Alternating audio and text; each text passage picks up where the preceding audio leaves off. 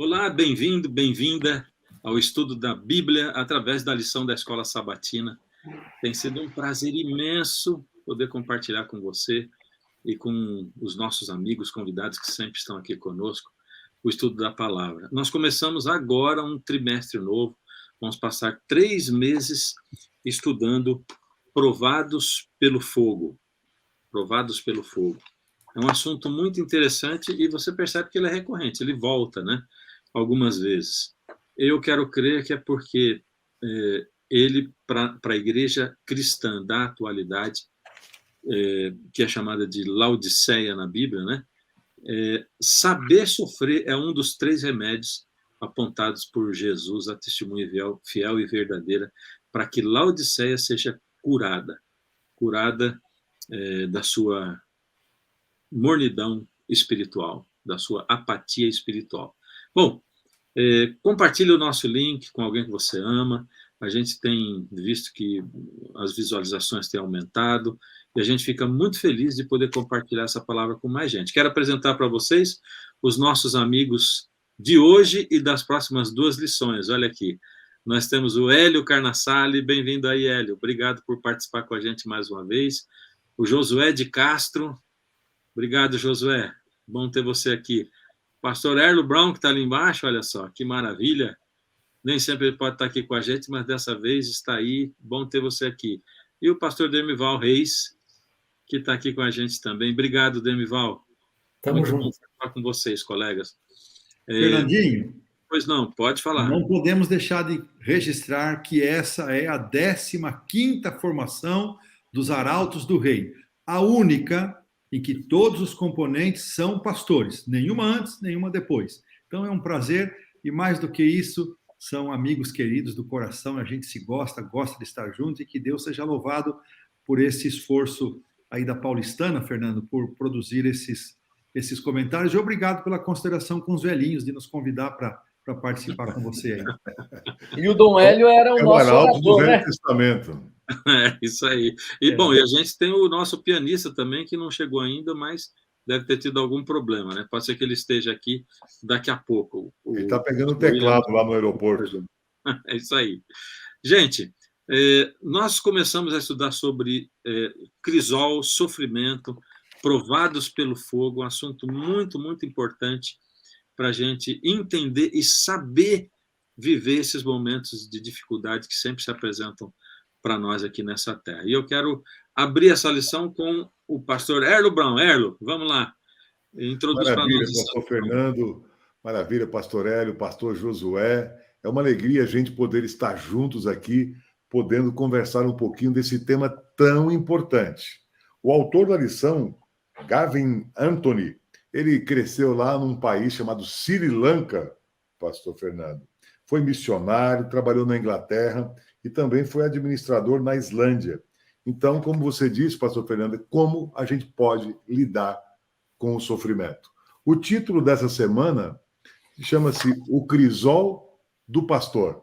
E eu tive a curiosidade aqui de tentar ver de novo o que significa esse tal desse crisol, né, que a gente vai falar durante a semana toda, durante esse tempo todo.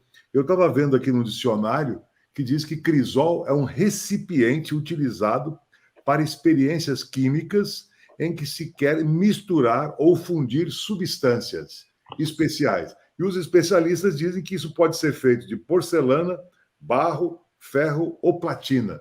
Se a gente for usar no contexto de uma metáfora, que a Bíblia muitas vezes usa a questão de uma comparação, é lugar ou circunstâncias apropriadas para evidenciar as melhores qualidades de alguém. E se a gente for para o hebraico, pastor Hélio, a palavra chama-se mastereth, que significa vaso de refinar. Então, esse é o contexto que a gente está começando a estudar um pouquinho do crisol do pastor.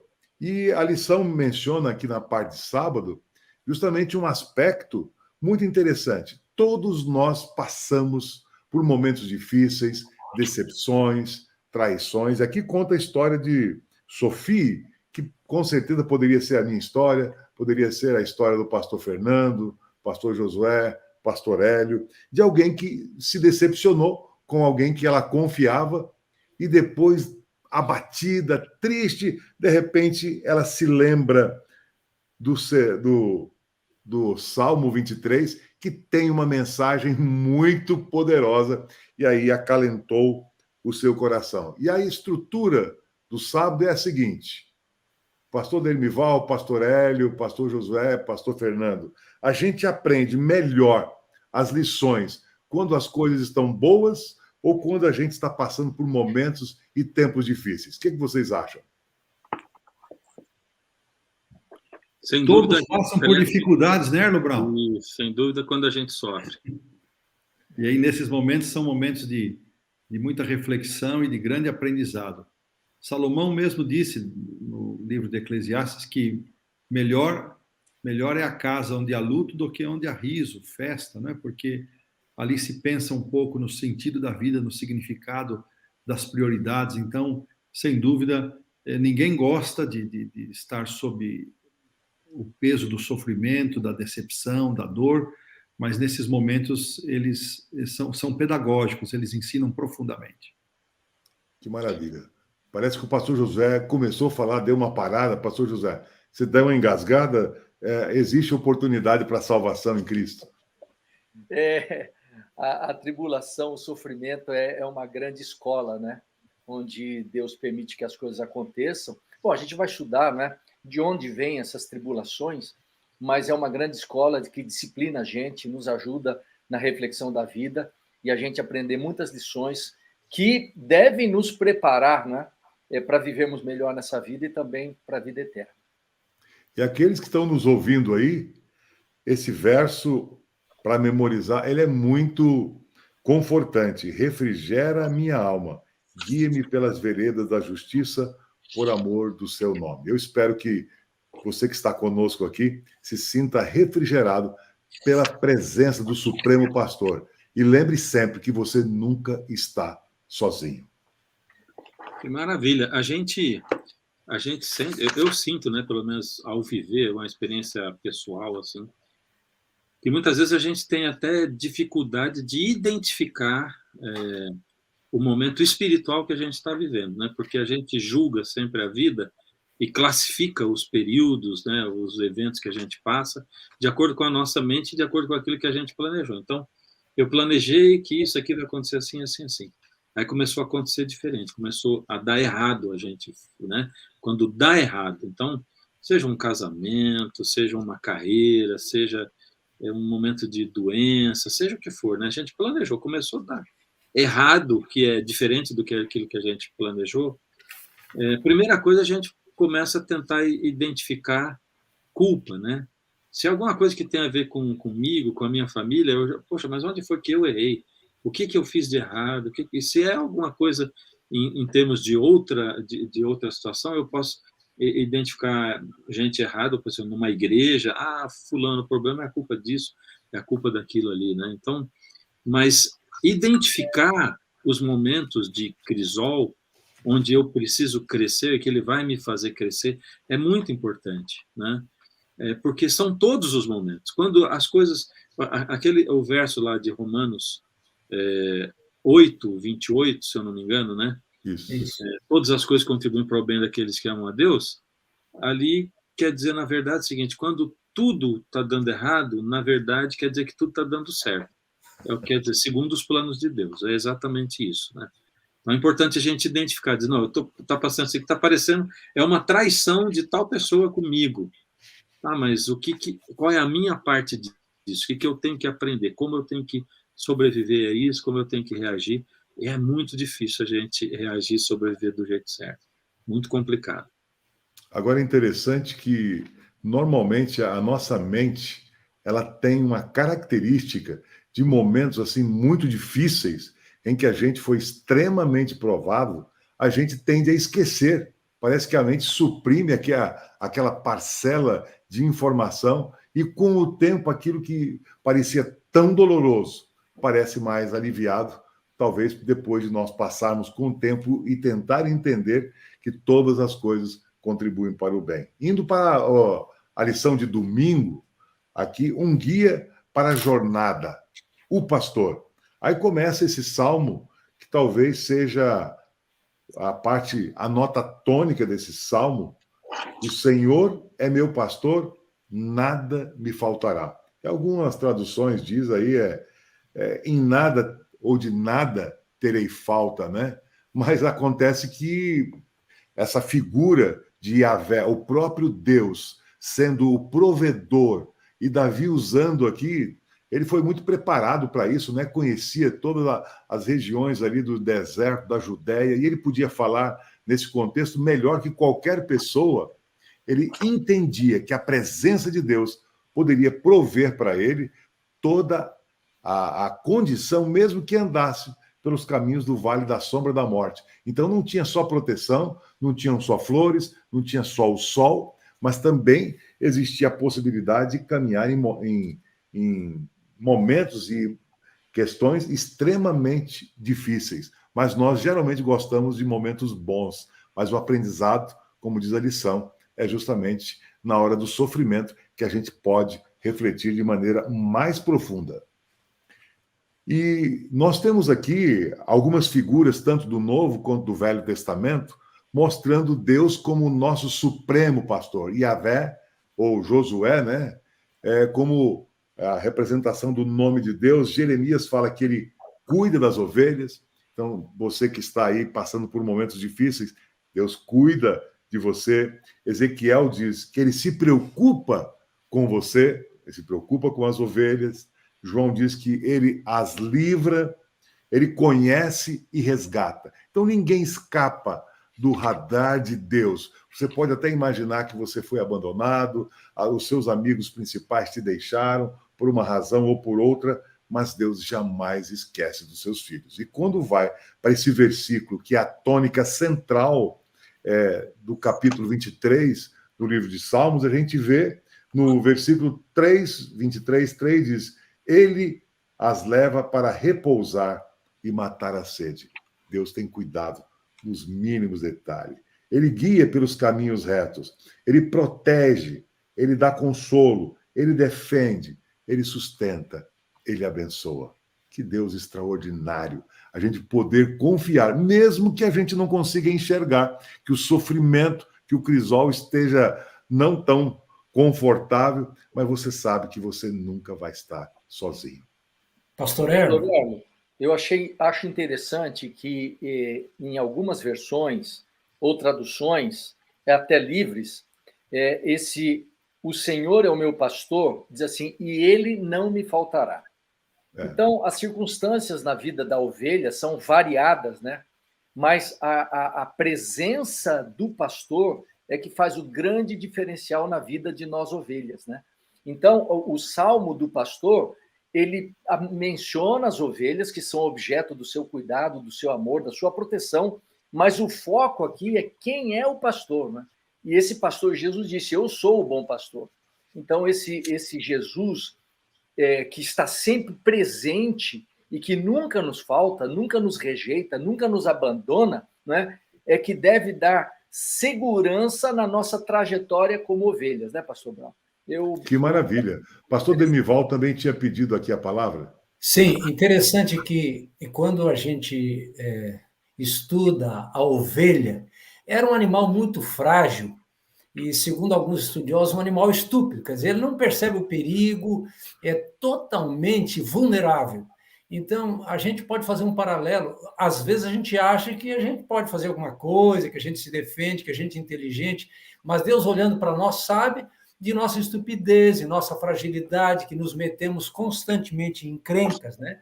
E então, o que está reservado para nós? É que a gente confie plenamente nele. Ele sabe o melhor caminho, ele sabe onde parar, ele sabe aonde tomar água, né, onde repousar, ele sabe. Nós precisamos aprender a confiar e a depender mais dele, como a ovelha era totalmente dependente do seu pastor.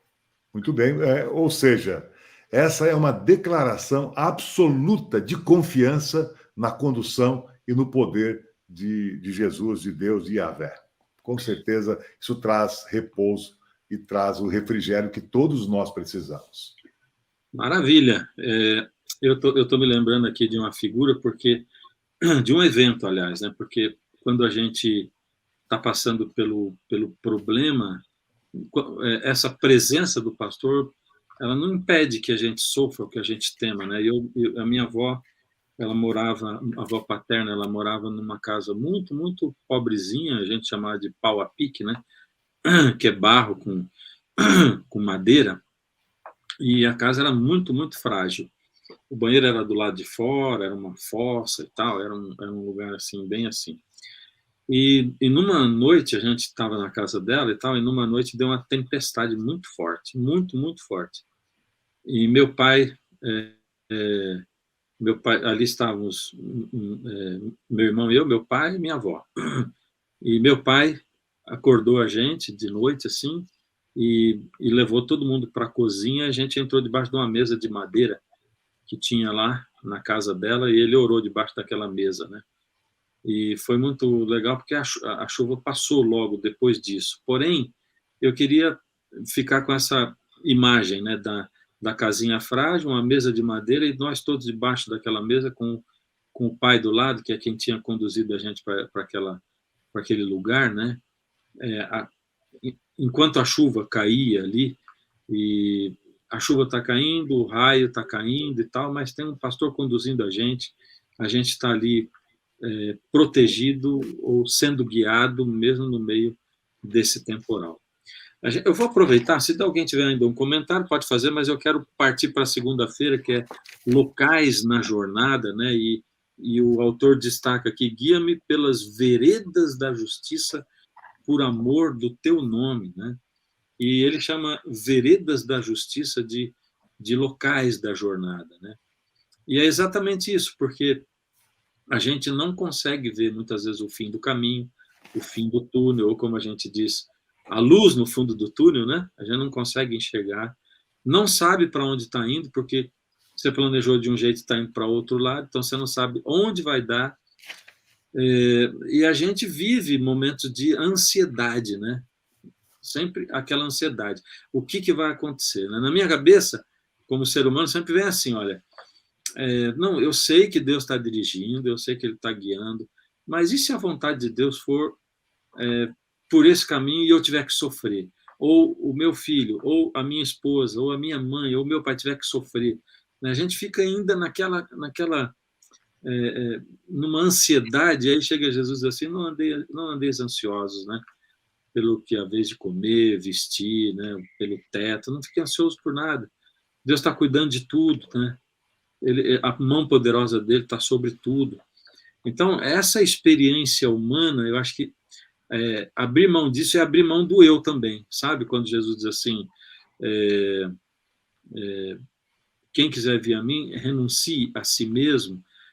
Essa renúncia é renunciar de olhar para mim mesmo, tirar o foco de mim, ou daquilo que é meu, ou das minhas pessoas, e devolver o foco para Deus e para as pessoas, né? Deixar com que Deus guie a nossa vida, deixar com que Deus apareça, conduza tudo, e acalmar, né? Acalmar, ficar tranquilo, sabendo que Ele está dirigindo no meio da tempestade. Essas veredas de justiça são são o local para onde Deus, através dos quais Deus está nos guiando, porque veredas são caminhos, né? Então, é o caminho através do qual Deus está nos dirigindo.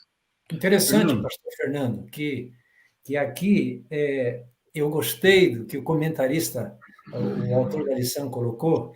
Ele disse assim que essas veredas de justiça, na verdade, nos conduzem para a casa do pastor. Então, o pastor, não importa onde a gente esteja, se a gente está dando uma paradinha aqui ou ali, não importa. O destino é certo, a gente vai para a casa do pastor. E por isso que, então, as veredas são veredas de justiça, né? Porque ele nos leva para lá. Aliás, no final do Salmo 23, nós temos esse clímax, né? Na casa do Senhor, estaremos na casa do Senhor para todo sempre. Mas eu acho interessante também... Viu, Demival? Perdão, Josué, segue. Eu acho interessante aqui que a lição também aponta algo muito interessante, que esses caminhos de justiça são também caminhos de retidão, né? E a prioridade do pastor é nos tornar retos, de sermos justos. E essa guia do pastor, né, nesses locais, nessas situações, ele tem um foco. Qual é o foco?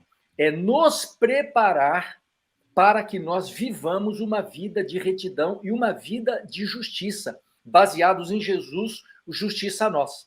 Então, é interessante que Deus, o pastor, ele vai tratando com a gente pessoalmente, né? Através de situações e locais em que, de alguma maneira, o que está acontecendo conosco, principalmente as coisas que não são boas, as dificuldades, né? Os problemas, eles possam nos ajudar a aprender lições para que nós nos tornemos justos, para que nós nos tornemos retos. Então, é interessante que Deus quer ir nos moldando à semelhança da vida do próprio pastor.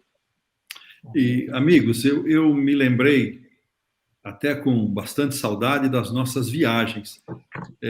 Milhares e milhares de quilômetros a bordo da nossa saudosa Furgline, né?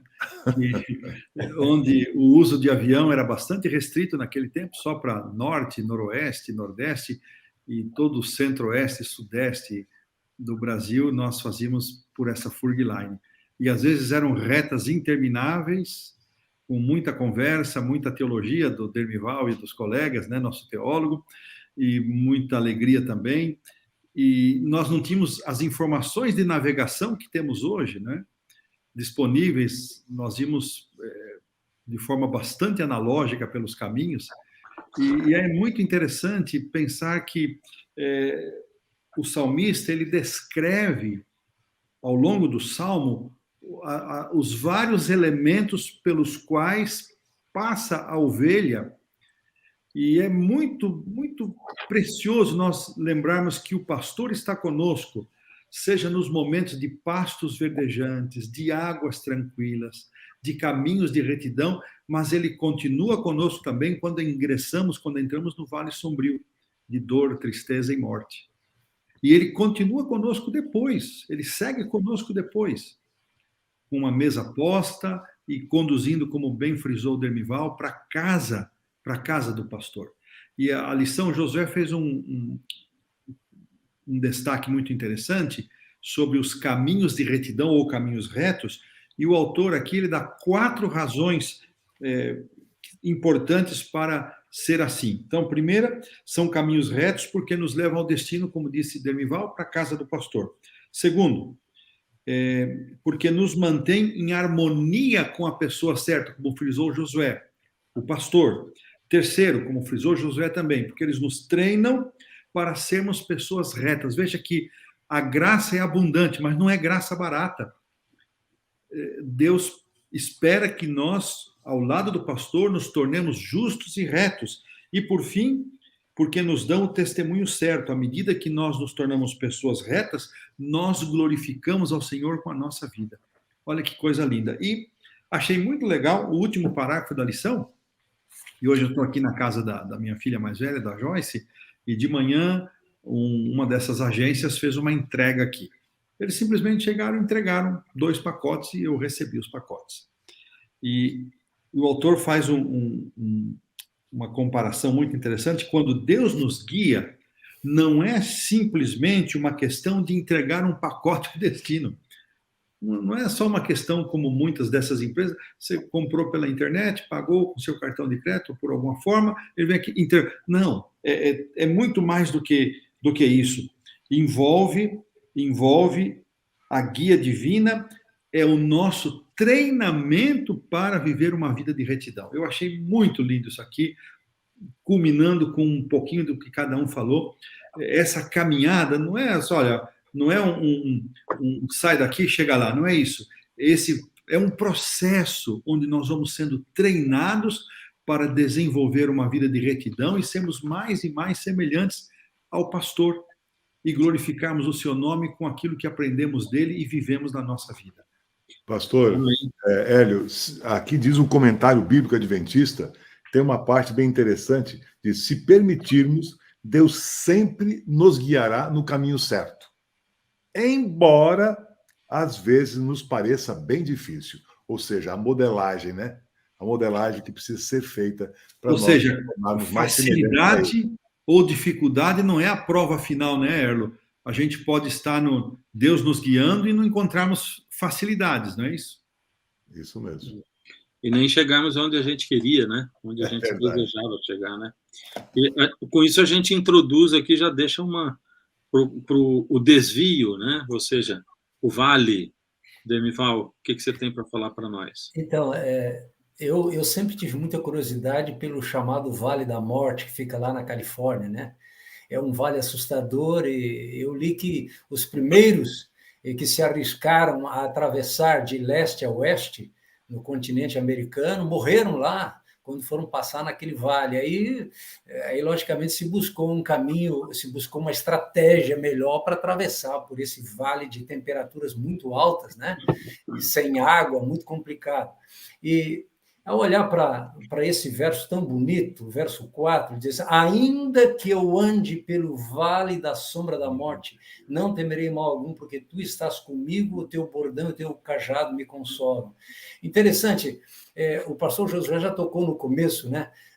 O Senhor é o meu pastor, nada me faltará. A gente pensa que coisas não irão faltar, mas, na verdade, quem não vai faltar é o Senhor. Então, talvez, né, dentro do contexto, a melhor tradução seria: o Senhor é o meu pastor e ele não me faltará. E aqui deixa claro que, mesmo que eu esteja lá num vale de sombra e de morte, o Senhor está comigo. Quer dizer, ele nunca me falta na hora mais difícil, né? Eu me lembro de uma história, da história de minha filha, que teve que fazer uma cirurgia, eu vou resumir, uma cirurgia muito difícil da coluna. E aí, depois da cirurgia, chegou um momento que ela tinha que desmamar um remédio à base de morfina. E aí, aquela dor, ou quem sabe até aquela figura imaginária da dor, atacou a filha. E eu fiquei do lado dela no quarto, e ela: pai, eu não suporto mais, eu não suporto mais. E eu ficava ali: pai, ora para mim, e eu orava com ela. Depois: pai, canta comigo. E na madrugada eu estava lá cantando com minha filha. E ela: pai, me dá um remédio, eu não aguento mais. E eu estou apenas ilustrando, mas eu fiquei do lado dela, sentado à beira da cama, durante aí cerca de 3 horas seguidas. Então, eu estou usando a ilustração de um pai humano frágil, né, um pecador, para mostrar o que o nosso pastor faz por nós. Faz muito mais do que isso. Ele nunca nos abandona, está conosco o tempo todo. Eu estava lendo um comentário também acerca desse vale de sombra da morte, em que a gente pode estar nesse vale, mas o autor disse que o próprio Jesus, ele passou por esse vale escuro de sombra e de morte, né? E, de alguma forma, ele aqui também é ovelha. Ele também é ovelha. E ele diz: Deus meu, por que me desamparaste? Quer dizer, Jesus esteve no fundo do poço. E por isso que ele está habilitado para nos socorrer hoje, como diz o apóstolo Paulo lá aos Hebreus, ele pode nos socorrer. Então, passamos pelo fundo do poço, pelas dificuldades, mas ele sempre vai estar conosco, né? Ele vai estar conosco como pastor, porque ele também já foi ovelha, né?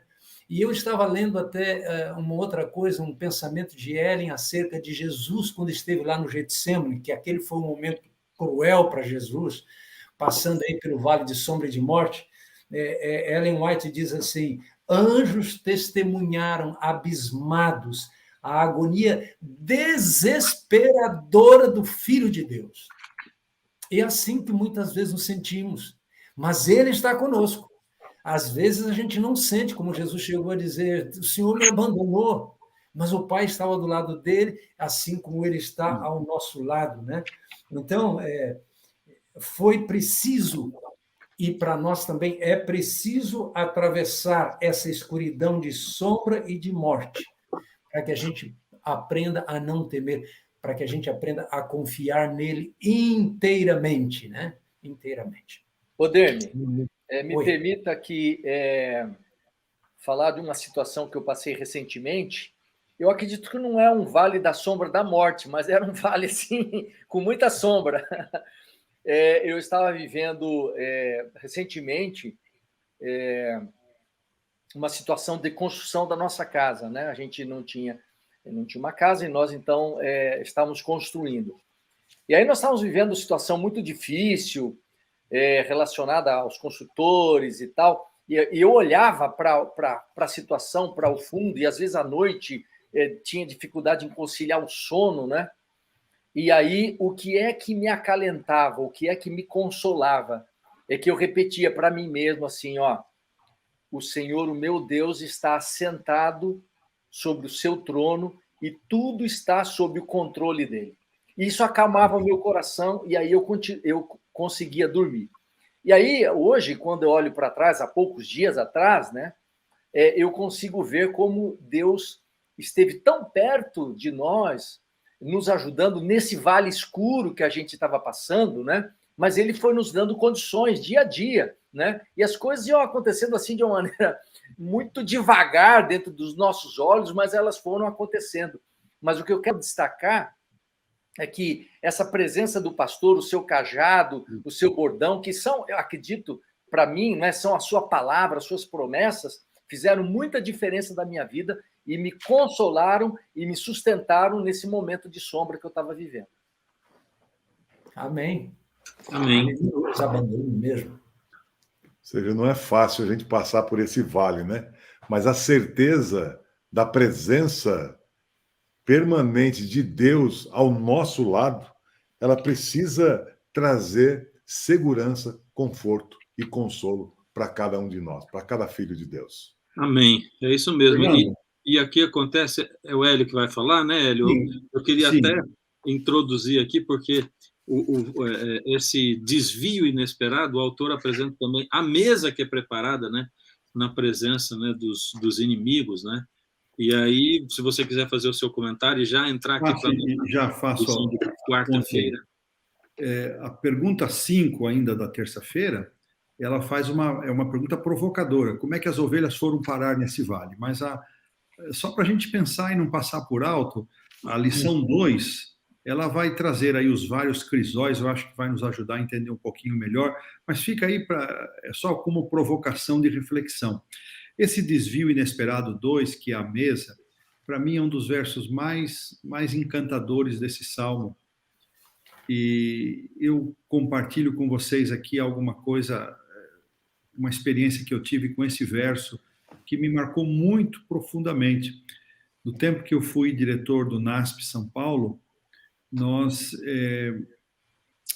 tivemos ali uma obreira que, lamentavelmente, tristemente, contraiu um câncer de mama muito agressivo e com todos os cuidados, cirurgia, todas as atenções, as melhores atenções possíveis, ela se recuperou parcialmente num primeiro momento, depois houve o retorno do câncer galopante e a conduziu a um fim muito triste, que foi a morte. E eu já estava na divisão quando fui visitá-la no Hospital do Câncer em São Paulo e não sabia o que dizer para ela, não sabia o que eu vou dizer para ela. Éramos muito amigos e ela é uma pessoa muito especial em todos os sentidos, muito querida, muito talentosa e era uma artista completa. Em todas as áreas da arte ela tinha algum tipo de conhecimento. E eu pensei muitas vezes quando recebemos visitas na nossa instituição, o presidente da Associação Geral 2 vezes, da divisão e outros na nossa instituição, nós preparamos um local de alimentação muito especial e ela é quem cuidava dos mínimos detalhes. Ela é que cuidava da mesa, cada detalhe. E Deus naquela visita dramática, de muita tristeza, Deus me colocou isso no coração, ler esse texto para ela e trazer como conforto a certeza de que não importa a forma como nós saímos deste vale, seja um vale que nos conduz apenas até a sombra e não experimentamos a morte, como foi o testemunho do Josué e do Dermival com a casa e com a filha, foram sombras, mas não resultou em morte. mas há muitas pessoas que ingressam nesse vale e não saem desse vale, morrem, enfrentam a morte. Seja somente sombras ou sombras de morte, não importa. O ato seguinte é uma mesa posta. O ato seguinte é uma mesa posta. Deus nos oferece esse conforto de uma mesa posta para nós. A presença dos inimigos, de forma ampla e talvez espiritualmente, que é o maior sentido, são os inimigos da nossa salvação, ou o inimigo da nossa salvação, ou os inimigos com os anjos incluídos. O ato seguinte ao sofrimento é uma mesa posta. Deus quer nos guardar para esse momento, um momento de uma mesa posta, de celebração, de comemoração. Interessante que a pergunta 7 pede que nós pensemos em mesa, cálice, e mesa, óleo, cálice. Na mesa, o comentário bíblico adventista, ele diz que o pastor, nesse momento, ele assume também prerrogativas reais. Ele não é só o pastor, mas ele se torna o rei que oferece uma refeição, que tem o sentido de celebração para comemorar a vitória por termos passado por esse vale, seja saindo dele com vida nesta fase da existência ou com a vida da eternidade. O óleo, ele tem muitos sentidos, mas eu gosto do Isaías 61:3, onde na missão do Messias estava para trocar as cinzas da cabeça com óleo de alegria. Eu gosto dessa figura. Então, aí está o rei pastor oferecendo a refeição, o alimento comemorativo, está oferecendo a alegria. E o cálice é o transbordamento, é a generosidade das misericórdias, é a extravagância, como diz Brennan Manning, é o Deus extravagante, é a extravagância da graça, da misericórdia de Deus. Eu acho isso de uma riqueza, de uma beleza assim, sem comparação. Então, a todos aqueles, se você, meu irmão, que nos acompanha, e nós mesmos aqui que não estamos isentos das lutas e sofrimentos, quem está atravessando o seu próprio vale sombrio, ou seja, até mesmo o vale da morte, não se atribule, não pense que esse é o final. O Salmo não termina no verso 4, ele avança para uma mesa posta, para um cenário de refeição, de comemoração, de alegria e de abundância de generosidade. E esse é o conforto que ele traz para cada um de nós. Não esquecermos, o Salmo não termina nesse vale sombrio, a nossa vida também, ainda que nessa fase ela termine resultado das tristezas e mágoas e do sofrimento, da enfermidade, ela tire a nossa vida, mas ainda assim não é o final. Há uma mesa posta para nós, há uma mesa posta para haver transbordamento de alegria, transbordamento de graça, de generosidade, e que Deus nos conforte com essa imagem, com essa certeza, com essas palavras. Interessante, pastor Hélio. Sua filha cantou no Novo Tom, e tem uma música que eu acho muito bonita. Ela diz assim: pode cair o mundo, estou em paz. Então, é aquela celebração, quer dizer, o mundo está um caos, é a tragédia. Ao nosso redor está tudo destruído.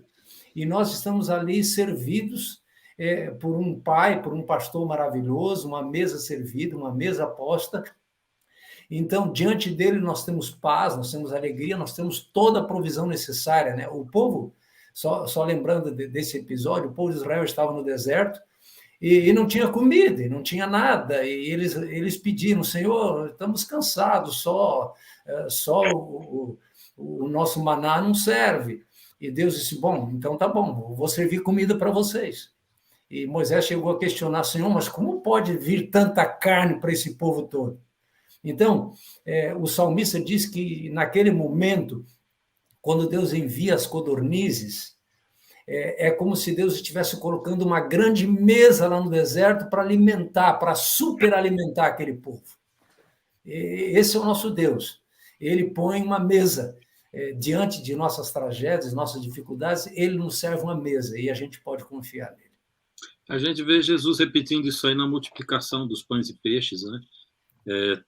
Reivindicando a figura dele do eu sou, né? Do Yahvé, ali do deserto. Mas eu queria botar uma perguntinha aí, né? Queria que vocês comentassem, porque assim, uma mesa na presença dos meus inimigos, né? Os inimigos estão comendo junto, estão assistindo comer. o que acontece aí na presença dos inimigos? Até pensando nos inimigos hoje, né? Quem é teu inimigo e tal? A gente vive numa época de muita inimizade, onde as pessoas arrumam muita inimizade pelas redes sociais, principalmente, né? Elas não pensam duas vezes em ferir umas às outras, né? Até em nome de Deus, né? Um fala uma coisa, o outro... Aquele negócio de Mateus 18, de ligar ou de falar com a pessoa, vai, fala com o teu irmão, sinal de que aquilo já foi, né? A pessoa já manda na internet, né, uma resposta, uma coisa. Então, os haters estão incluídos aqui? O que vocês acham? O Fernandinho, o comentário bíblico, ele coloca 3 linhas só sobre esse assunto, mas suficientes para nos responder. Ele diz o seguinte: uma vez que Deus é o anfitrião, os planos do inimigo para destruir o seu povo, as suas ovelhas, não terão efeito. Não é uma presença literal de inimigos. Então, a gente comemorando os inimigos lá, quem sabe acorrentados. Não é isso. Isso não combina com o caráter misericordioso de Deus. Mas é uma figura de linguagem para apontar que os planos do inimigo, as tentativas do inimigo de destruição da nossa vida, em sentido eterno, não terão efeito.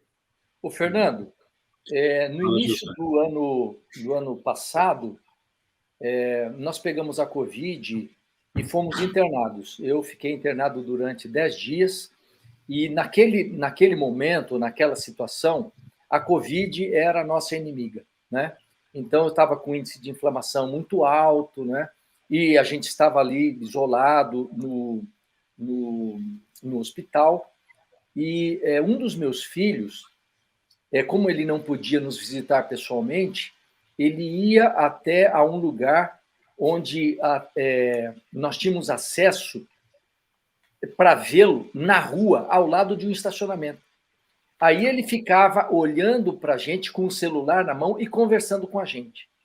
Então, e às vezes, a minha esposa estava numa situação um pouco melhor, ela se levantava, e às vezes eu tinha mais dificuldades para me levantar, para ir até a janela, mas às vezes ia, né? E quando via o meu filho ali embaixo, né, me visitando assim à distância, aquilo para mim era como se fosse Deus preparando uma mesa na presença dos meus inimigos, ou naquele inimigo, né, que era a Covid, a doença que eu estava passando.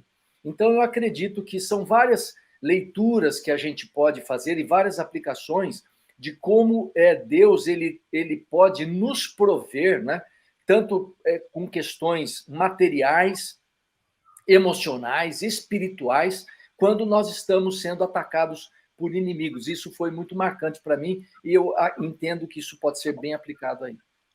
Legal. Eu queria colocar... pode continuar. Não, é que eu queria colocar assim, que eu acho muito interessante essa coisa da presença dos inimigos, porque a vitória ou o caminhar do cristão, né, mesmo que pareça para o mundo que ele está perdendo, ele serve de testemunho para as pessoas. Jesus, o pão do céu, né, que veio alimentar o mundo, ele serviu a ceia para os discípulos e disse: esse é o meu corpo, né? E logo em seguida ele foi preso e foi condenado e crucificado. E aí ele teve ali, dos que já eram mais chegados, 2, entre aspas, inimigos. Um foi Judas e o outro foi Pedro, né? E diante dessa caminhada de Jesus e desse triunfo, eu vejo que aquele pão que foi servido para toda a humanidade, ele teve um efeito diferente na vida de Pedro e um efeito diferente na vida de Judas. Então, como você disse, Josué, quer dizer, ele é cheio de, eu acho que de visões e interpretações, né? E eu vejo essa vida, esse caminhar, a vereda da justiça pela qual Deus conduz a sua ovelha, ele serve de testemunho e pode atrair, como Paulo diz lá em 1 Coríntios, no capítulo, algum capítulo lá do 1 Coríntios, que também pode ser 2 Coríntios. Essa é uma... Mas ele diz assim, que nós somos o bom perfume de Cristo, né? Nos que se salvam e nos que se perdem, e que cada um reage de um jeito diferente diante desse perfume de Cristo, né? Eu acho que essa vereda da justiça e o pão da vida que nos sustenta também tira essa reação diferente de inimigos diferentes, entre aspas, né?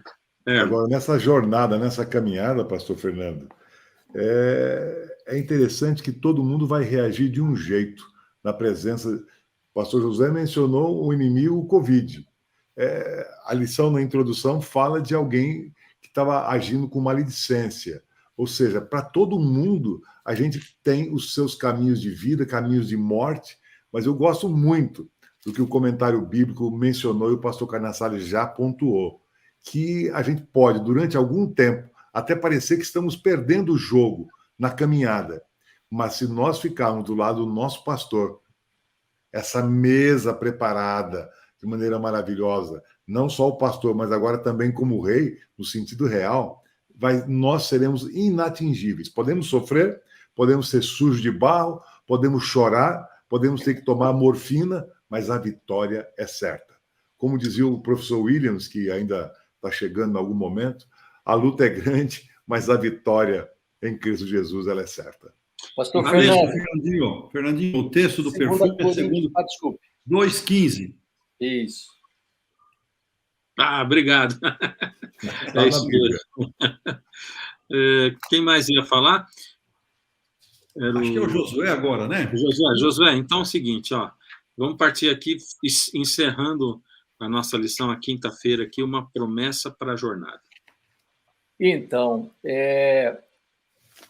a descrição do Salmo 23, na verdade, é justamente uma jornada, né, do pastor que está guiando e dirigindo a ovelha a um bom lugar. E aqui é muito importante nós destacarmos essa questão dessa certeza, dessa promessa de que na jornada a bondade e a misericórdia do Senhor vão nos acompanhar e, como consequência disso, nós vamos habitar na casa do Senhor. E eu achei interessante, porque a lição ela destaca que no verbo original ele diz assim, que o amor e a bondade, ou o amor infalível, me perseguirão. Então, não é somente seguir, é perseguir. E aí eu fiquei pensando, o que poderia significar isso, né? O amor e a bondade, o amor infalível de Deus vão me perseguir. Da ideia da persistência de Deus em nos abençoar com bondade e misericórdia. Então, quando nós olhamos para Jesus, olhamos para Deus, né? Deus é plenamente bom, Deus é plenamente misericordioso, Deus é plenamente amoroso. E se Ele está perto da gente, essa plenitude de bondade, de misericórdia, de amor, eles vão me envolver completamente durante o caminho. E esta é uma certeza de que nós temos bondade, misericórdia e amor infalível. Essa certeza vai nos acompanhar. E veja, mesmo passando por dificuldades, pelos caminhos difíceis, pelos vales da sombra da morte, nós precisaríamos estar relembrando sempre, sempre. Nós temos uma certeza, nós temos uma promessa. E Deus é cumpridor das promessas. Ele diz, a minha bondade, a minha misericórdia, o meu amor infalível vão perseguir você. E você vai, sim, habitar na minha casa. Eu acho que isso é extraordinário, isso conforta muito o meu coração.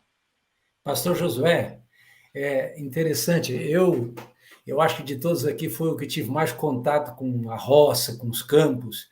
E nós não tínhamos ovelha. Lá na minha terra, alguns tinham, mas nós tínhamos o gado. E às vezes meu pai disse, tem que trazer o gado para cá. Às vezes era para vacinar, para qualquer coisa desse tipo. E então meu pai dizia, vai lá. E aí eu ia com 1 ou 2 cachorros para trazer o gado agora em direção né, de casa, né, em direção lá do estábulo. E eu me lembro que eu ficava lá dirigindo os cachorros e eles iam no calcanhar do boi, da vaca, dos animais que estavam no campo. Então, e os animais finalmente iam na direção que estava proposta. E Eu gosto dessa expressão. O Agostinho de Hipona, chamado Santo Agostinho, ele diz que ele chegou a dizer que a graça de Deus era irresistível. Nós não podemos dizer que a graça é irresistível, mas a graça realmente, a graça de Deus é insistente. Ele insiste conosco. E nossa perdição é pela nossa insistência em se afastar do pastor, em se afastar do nosso Pai, porque ele faz de tudo. Ele usa todos os instrumentos, né? Os instrumentos que a gente chama de instrumentos divinos de justiça, para nos levar para a sua casa. Ele faz isso. Então, essa perseguição é isso. Ele está atrás de nós, ele corre atrás, ele não quer que a gente se perca. Eu acho isso uma figura tão extraordinária. Eu fico lembrando daquele tempo que eu estava lá no campo, com 1 ou 2 cachorros indo atrás dos animais para que eles fossem para o estábulo. Assim Deus faz conosco o tempo todo. Ele quer a nossa salvação, ele quer que um dia possamos estar na casa do Pai. Jesus não desistiu dos discípulos, embora eles tivessem dado motivos de sobra para Jesus desistir deles, né? Mas Jesus não desistiu. E essa é uma forma ilustrativa de que Deus não desiste de nós. Isso me conforta tremendamente, porque nós somos pecadores, nós erramos, e muitas vezes tropeçamos na mesma falha de caráter, no mesmo ponto de fraqueza, muitas vezes por anos seguidos, e Deus não desiste de nós. E isso nos ensina lições para que a gente não desista das pessoas, que não desistamos de nós mesmos, não desistamos da nossa família, não desistamos dos nossos filhos. Então, que conforto é essa mensagem de que a bondade e a misericórdia de Deus nos persegue, né, Josué? Elas não nos deixam, não nos deixam sozinhos, assim como Jacó segurou no manto do anjo do Senhor, né, que sabemos do personagem que é o próprio Cristo, não te largo, né? E ali era uma forma ilustrativa, o anjo fez menção, Jesus fez menção de sair, mas era uma forma ilustrativa, porque na verdade ele não iria abandonar a Jacó de forma alguma, como não abandonou. Então, que conforto isso nos traz. E pastor Hélio, e termina o Salmo com uma alegria simplesmente infinita, né? E habitarei na casa do Senhor para todo sempre. A gente vai sofrer, a gente vai passar por momentos difíceis, essa graça está disponível, e é quase impossível, como o pastor José descreveu, quase impossível a gente fugir dessa graça. Se alguém se perder, é porque não quis mesmo ser alcançado por essa maravilhosa graça. E eu espero que qualquer pessoa que esteja nos ouvindo agora se sinta confortado, se sinta animado a ir para a casa do Pai. E a gente vai viver feliz por toda a eternidade. Acho que pedi o pastor José para cantar a casa do Pai, porque acho que concluiria bem a nossa lição aí. Que Deus possa abençoar a cada um de nós. Amém. Fernandinho, eu sei que você tem que encerrar e a gente tem que obedecer mesmo, mas tem um trechinho de Ellen White que apareceu na sexta-feira que diz assim que em vez de olharmos para baixo, para as dificuldades, fixem o olhar para cima, não desfalecerão no caminho e logo verão que Jesus estende a mão para ajudá-los. Então, não vamos nos concentrar nas dificuldades aqui de baixo, não vamos ignorá-las, elas são reais, elas existem, mas vamos fixar os nossos olhos em cima, onde está Jesus, e ele vai estender a mão, não vai nos desamparar, e ele virá ao nosso encontro para nos ajudar, nos auxiliar. Amém. Eu fico olhando, né, ouvindo tudo isso e relembrando como é que é tão gostoso, né, tão confortador a gente ter essa promessa, esse amor, esse cumprimento dessa promessa na nossa vida. E entendendo que nós, você e eu, somos o corpo de Cristo, ou nós somos a presença física de Deus nesse mundo aqui, nós somos a mão dele, a boca dele, os olhos dele, né, os pés dele. Nós, como disse o Hélio, né, nós somos chamados, convidados, instados por Deus para não desistir, né, dos nossos filhos, mas também dos filhos dele, de Deus, que são aqueles que muitas vezes são os rejeitados por nós, aqueles a quem Jesus veio buscar mesmo. Por isso você contou a parábola do bom samaritano, por isso ele foi ali no poço de Sicar com a samaritana, né, por isso ele chamou Mateus, que era um cobrador de impostos, né. por isso que ele aceita a mim, Fernando, que sou um pecador miserável, né? E nós, como as mãos, os pés, a boca de Cristo, não podemos desistir das pessoas de quem o mundo já desistiu, né? Nós precisamos estender essa mão, essa palavra, esse apoio, esse acolhimento, essa força, para que Jesus possa regenerar a nossa vida e a vida dos outros também, né? O nosso tempo está estouradinho, mas eu tenho que contar uma historinha aqui para vocês, né? Esses dias atrás, porque é incrível como é que Deus ele se faz presente com a gente, mas esses dias atrás, umas 3 semanas, eu estava num momento assim que eu tinha recebido uma notícia, estava bem chateado, assim, entrei no meu carro, sabe quando você para assim, olhando para o nada, antes de ligar o carro, de repente tocou meu celular, fui atender, não sabia quem era, e aí eu atendi, alô, a voz do outro, alô, é o pastor Fernando Iglesias, sou eu. Aí disse, aqui é pastor Léo Ranzolin. E nós que estivemos com ele lá em Minas Gerais, em Belo Horizonte, né, durante uma semana numa conferência, uma pessoa maravilhosa. Nunca mais tinha falado com o pastor Léo Ranzolin, né? Ele nem sabe, mas eu atendi um apelo dele quando eu era jovem, antes de fazer teologia, né? Deus fez um apelo para mim através dele. E aí, aquele homem falou comigo ali uns 10 minutos, né? Uma pessoa de Deus, assim, e no final fez uma oração comigo, né? E, puxa vida, quando ele desligou, não teve como não ir às lágrimas, né? Porque, assim, o Senhor me visitou. Ele me visitou. Às vezes é assim, fisicamente, mas fisicamente como? Através de você e eu que somos as mãos, a boca, os pés dele, né? O Senhor está querendo visitar os seus filhos, né? Ele está querendo abençoar os seus filhos. E a maneira mais física presente pela qual os filhos dele podem receber um abraço, um acolhimento através de nós. Que o Senhor seja esse pastor através de nós também. Vamos orar? Eu vou pedir, por favor, para o pastor Erlo orar conosco. Querido Pai que estás nos céus, nós queremos te agradecer, Senhor, pela poderosa revelação da tua palavra. E nós queremos dizer para o Senhor e para todo o universo que aceitamos o Senhor como nosso pastor. E esses crisóis que aparecerem na nossa vida nos ajudem a compreender a grandeza do teu amor irresistível, atrativo, de nos conduzir em segurança até a Canaã celestial. Que possamos ter perseverança e possamos ter o nosso ouvido bem desenvolvido para ouvir a tua voz e estarmos dispostos a fazer sempre e unicamente a tua vontade. Abençoa, conforta a cada 1000 que está nos ouvindo, principalmente aqueles que estão passando pelo vale da sombra da morte. Que eles sejam confortados, aliviados e possam sentir a tua presença neste momento. Nós pedimos em nome de Jesus. Amém. Amém. Amém. Amigos, obrigado aí, viu, pela presença de vocês, a companhia.